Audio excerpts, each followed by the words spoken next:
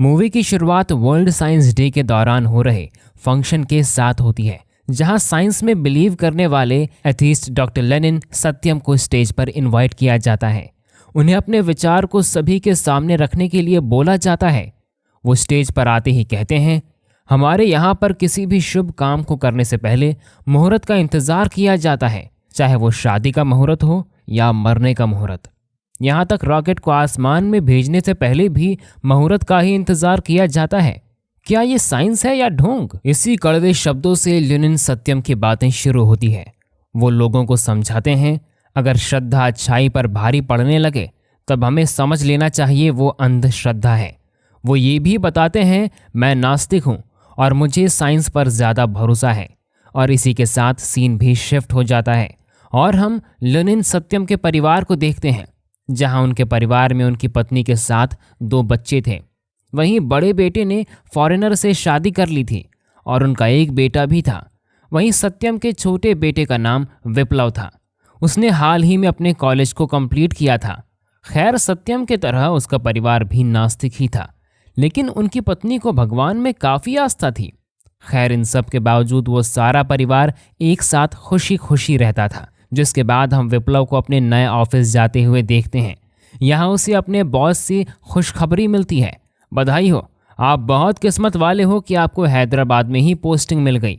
लेकिन विप्लव को इससे खुशी नहीं मिलती।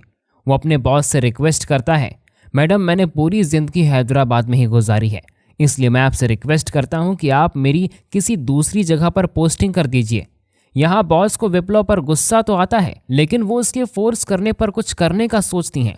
वो अपने पुराने क्लाइंट को बुलाती हैं, जहाँ वो विप्लव को बताती है इनकी पोस्टिंग कश्मीर में लगी थी, लेकिन शादी के चलते वो वहाँ पर नहीं जा सकते। क्यों ना आप दोनों एक दूसरे से बात करके मैनेज कर लो। अब कश्मीर का नाम सुनते ही विप्लव इस पोस्टिंग के लिए हाँ कर देता है, क्योंकि उसके हिसाब से वेकेशन के लिए कश्मीर से बढ़िया जगह कोई नहीं थी। यहाँ विप्लव की पोस्टिंग कश्मीर में हो जाती है और वो अपने नेक्स्ट ट्रेन के साथ कश्मीर भी पहुंच जाता है। वहीं उसको गाइड करने के लिए एक आदमी पहले से ही उसका इंतजार कर रहा था। उस व्यक्ति का नाम पिताबोश था। अब यहाँ विप्लव कश्मीर की वादियों को एंजॉय करने लगता है, लेकिन अचानक से उसके सामने जोरदार धमाका होता है। विप्लव की हालत खराब हो जाती है। वो पिताबोश से इन चीज़ों के बारे में पूछता है, जिस पर वो बताता है कि हम लोग पाकिस्तान के बॉर्डर पर हैं, इसलिए आए दिन यहाँ पर बॉम्ब ब्लास्ट होते ही रहते हैं।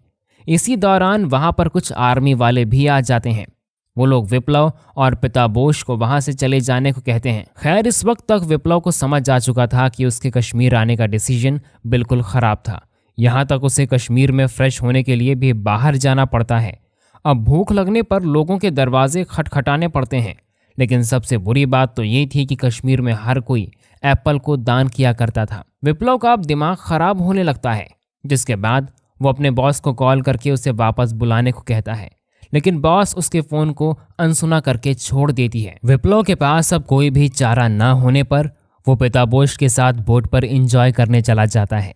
इसी दौरान विप्लव की किस्मत चमक जाती है, क्योंकि उसे यहाँ पर अपनी होने वाली पत्नी मिल जाती है।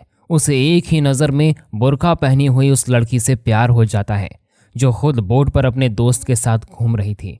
अब यहाँ मेन लीड एक्ट्रेस का नाम आराध्या था। वो विप्लव को उसे बार बार घूरते हुए देख लेती है, इसलिए वो अपने दोस्त से कहती है वो सामने वाला आदमी उसे बार बार घूर रहा है। इतने में विप्लव अपनी बोट को तेज़ी से आराध्या की तरफ बढ़ाने लगता है।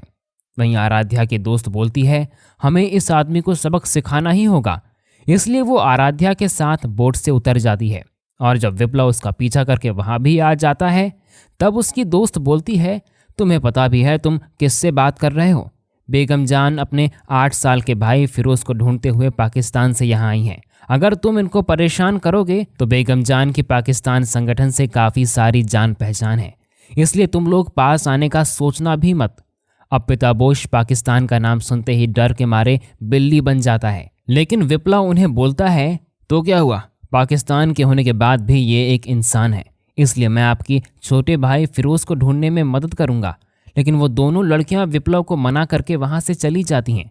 लेकिन हम विप्लव को देखकर समझ जाते हैं कि उसे आराध्या से प्यार हो चुका था और वो उसके लिए कुछ भी कर सकता था, चाहे वो पाकिस्तान से लड़ना ही क्यों ना हो। अब इसके अगले सीन में हमें मालूम पड़ता है कि आराध्या और उसकी दोस्त असल में इंडिया की ही हैं और वो अपने काम से छुट्टी के बहाने यहाँ आई थी। वो लोग बीच रास्ते में एक अनजान व्यक्ति से मुमलेश्वर मंदिर जाने का रास्ता पूछती हैं, जिस पर वहां उपस्थित मुस्लिम को उन दोनों पर शक होने लगता है कि वो दोनों एक जासूस तो नहीं है, इसलिए वो उन दोनों लड़कियों पर नजर रखने की तैयारी कर लेता है। इसी बीच विप्लव की नज़र फिर से आराध्या पर टिक जाती है। यहाँ उसे लगता है कि वो यहाँ पर अपने भाई को ढूंढते हुए आई है, इसलिए वो उसकी मदद के लिए बीच सड़क पर खड़ा हो जाता है। वो लोगों से बोलता है, ये बेगम जान अपने 8 साल के भाई फिरोज को ढूंढने यहाँ आई हैं। अगर किसी ने फिरोज को देखा है या कोई फिरोज नाम का व्यक्ति यहाँ पर है तो वो जरूर आगे आए। लेकिन विप्लव की बात सुनकर वहाँ पर वो सभी मुस्लिम आ जाते हैं जो उन दोनों महिलाओं को इंडियन जासूस समझ रहे थे, इसलिए वो सीधे उन पर हमला करना शुरू कर देते हैं। अब विप्लव भी उन सभी की जान बचाकर ममलेश्वर मंदिर ले आता है, लेकिन वो आराध्या से हैरान होता है। वो पूछता है, आप लोग तो मुस्लिम हैं, तो आप लोग मंदिर क्यों आए हैं? जिस पर आराध्या की दोस्त बोलती है, हमारी बेगम जान को अपने भाई को ढूंढने के लिए मंदिर भी जाना पड़े तो वो जरूर जाएंगी। इसी के साथ हमें यहाँ पता चलता है कि आराध्या एक इंडियन के साथ हिंदू भी थी और वो यहाँ पर अपनी दादी के लिए मन्नतें भी मांगती है।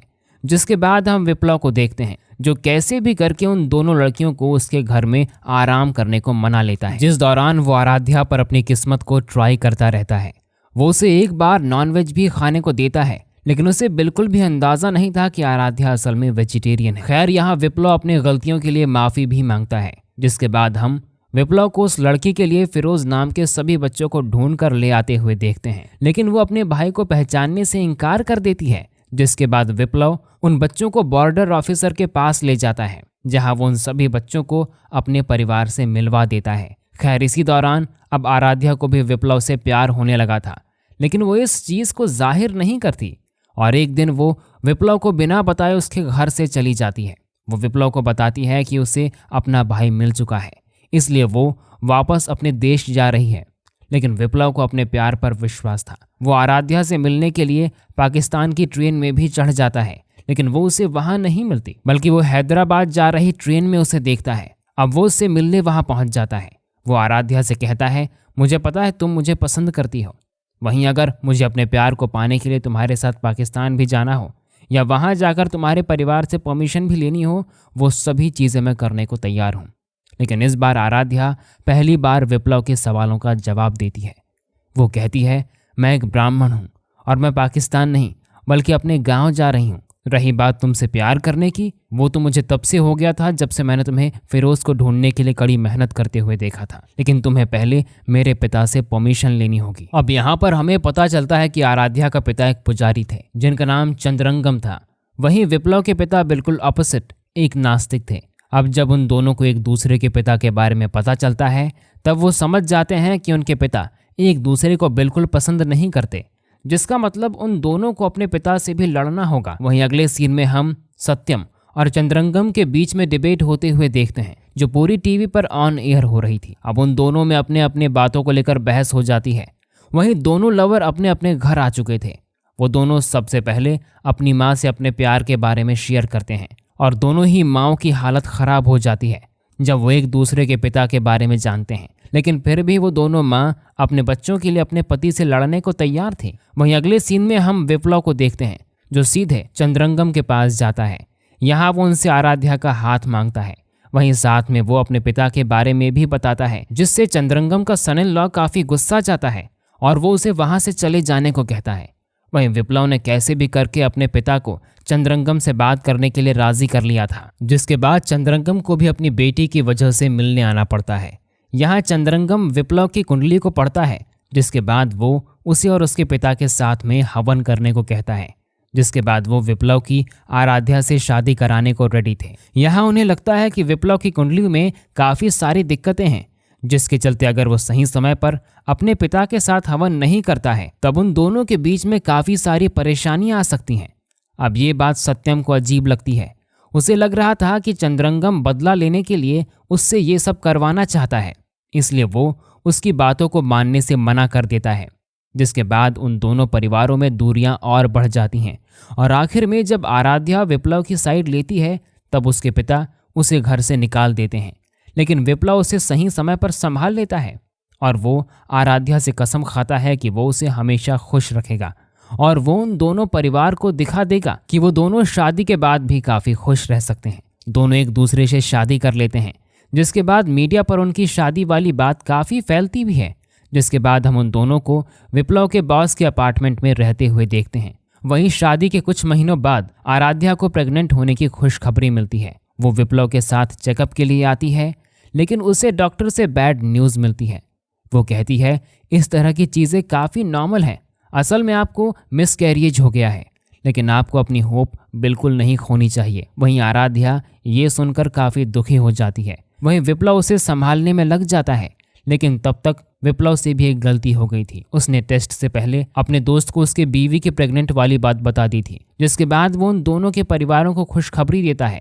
जिसके बाद वो दोनों परिवार उन दोनों से मिलने पहुंच जाते हैं, जहां एक तरफ सत्यम चंद्रंगम से बोलता है, देखो मैंने कहा था ना, कुंडली जैसी चीज़ें किसी की लाइफ को नहीं दर्शा सकती। आज मेरे बेटे की पत्नी प्रेग्नेंट है, जो कि 100% साइंस है। अब यहाँ पर उन दोनों को झगड़ते हुए देखकर आराध्या अपना होश खो बैठती है। वो उन्हें बताती है मेरा मिसकैरिएज हो गया है, मैं प्रेग्नेंट नहीं हूँ। ये सुनकर चंद्रंगम अपनी बेटी के लिए दुखी भी होता है, लेकिन साथ में उसकी हवन वाली बात भी सच हो जाती है। अब दोनों परिवारों के जाने के बाद आराध्या और विप्लव में काफ़ी झगड़ा भी शुरू हो जाता है। ये वही पल था जहां वो पहली बार एक दूसरे पर गुस्सा हुए थे, लेकिन जल्द ही विप्लव को अपनी गलतियों का एहसास हो जाता है। वो उसे मानने के लिए मेट्रो तक में आ जाता है। यहाँ आराध्या को कुछ गुंडे छेड़ने लगते हैं, लेकिन विप्लव उन सभी को सबक सिखाकर आराध्या को इम्प्रेस कर लेता है। लेकिन आराध्या उससे अपनी खुशी के लिए टेस्ट करवाने को कहती है, जिस पर विप्लव तैयार हो जाता है और वो अपनी फर्टिलिटी टेस्ट करवाने के बाद सीधे आराध्या के ऑफिस पहुंच जाता है, जहां पहले से ही एक पार्टी चल रही थी। सभी लोग आराध्या के मां न बन पाने की वजह से उस पर तरस खा रहे थे। एक समय के लिए विप्लव को ऐसा लगने लगा था कि आराध्या ने पूरे ऑफिस में इस बात को फैलाकर विप्लव को कमज़ोर दिखाने की कोशिश की है, इसलिए वो सभी को अपनी फर्टिलिटी टेस्ट के पॉजिटिव रिजल्ट के बारे में दिखा देता है, जिसके बाद वो आराध्या की बेइज्जती भी करता है। लेकिन इसके बावजूद आराध्या विप्लव से पूछती है, आखिर हम दोनों में कोई कमी नहीं है, तब हम बच्चों को क्यों पैदा नहीं कर पा रहे हैं। तब यहाँ पर आराध्या को एक ही ख्याल आता है, जहाँ उसके पिता ने कहा था अगर उन्होंने हवन को नहीं किया तो उन्हें अपनी जिंदगी में कभी खुशी नहीं मिलेगी। अब यहाँ आराध्या विप्लव को हवन करने को बोलती है, लेकिन वो उसे इस बात से इनकार कर देता है, क्योंकि विप्लव शुरू से ही नास्तिक था और वो भगवान में बिल्कुल भी विश्वास नहीं करता था। खैर कुछ समय बाद हम विप्लव को देखते हैं, जिसे अपनी बॉस से उसकी बेटी की बर्थडे पार्टी में आने का इन्विटेशन मिलता है। वहीं विप्लव आराध्या को अपने साथ ले चलता है, लेकिन इस दौरान भी उनके बीच में लड़ाई हो जाती है, जिसके बाद वो बॉस की बेटी के बर्थडे पार्टी में शामिल होते हैं। लेकिन यहाँ उन दोनों को मालूम पड़ता है कि बॉस और उसके पति को एक बेटी थी जो कुछ समय पहले मर गई थी, लेकिन वो उसकी खुशी में बर्थडे को मना रहे हैं। इस चीज़ से वो बताना चाहते थे कि हमें कभी कभी बच्चे के बिना ही अपनी ज़िंदगी को एंजॉय करना चाहिए। खैर अगले दिन विप्लव को मालूम पड़ता है कि आराध्या उसे छोड़कर अपने गांव वापस जा रही है। वो उसे रोकने के लिए काफ़ी कोशिश करता है, लेकिन वो बिल्कुल नहीं रुकती, जिसके बाद हम विप्लव को उसके लिए परेशान होते हुए भी देखते हैं। लेकिन आखिर में उसके पास एक ही चारा बचता है।